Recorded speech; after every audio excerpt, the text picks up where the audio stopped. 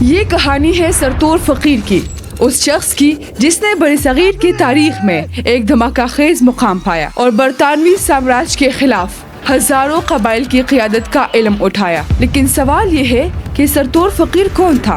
میں ہوں غلام محمد اور آج ہم سرتور فقیر کے زندگی کی پوشیدہ طاقتوں اور پہلوؤں کو قریب سے دیکھیں گے۔ سرتور فقیر کا اصل نام سعد اللہ خان تھا اور وہ یوسفزئی قبیلے سے تعلق رکھتے تھے۔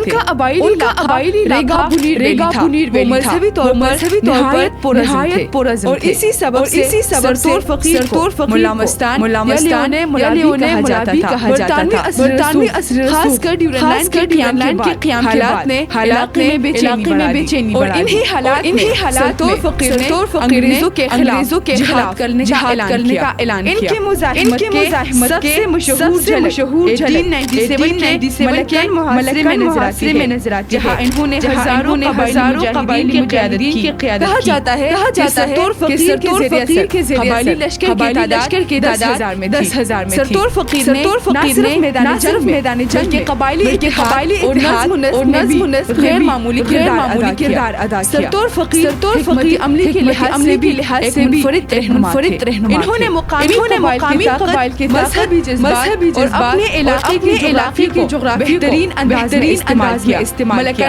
ملکن محاصرے میں پہاڑی برکھاتی راستوں اور گھاٹیوں کا ایسا فائدہ اٹھایا کہ برطانوی فوج کے پیش دنوں تک رکے اور انہیں بھاری نقصان اٹھانا مزاحمت کے دوران مشکلات پیش آئے جو آزادی کے تحریکوں کو سامنے آتے ہیں۔ انگریزوں نے کئی قبائلی سرداروں کو اپنے ساتھ سرتور فقیر کے تحریک کو کمزور کرنے کی کوشش کچھ حلقوں نے ان پر سیاسی عوام حکمت عملی کی الزام بھی لگائے، لیکن قبائلی عوام میں مقبولیت مضبوط اور وہ بہادری کی علامت بنے رہے۔ 1900 کے بعد سرتور فقیر کا اثر کچھ کمزور لیکن ان کا قیادت کا سایہ قبائلی عوام میں زندہ رہا۔ 1917 میں سرتور فقیر کا انتقال ہوا، مگر ان کے جانے کے بعد پشتون خطے میں انہیں ایک عظیم ہیرو کے طور پر یاد کیا جاتا ہے۔ سرتور فقیر کو پشتون آزادی، مزاحمت کی علامت سمجھا جاتا ہے۔ ان کی جدوجہد نے اتحاد پیدا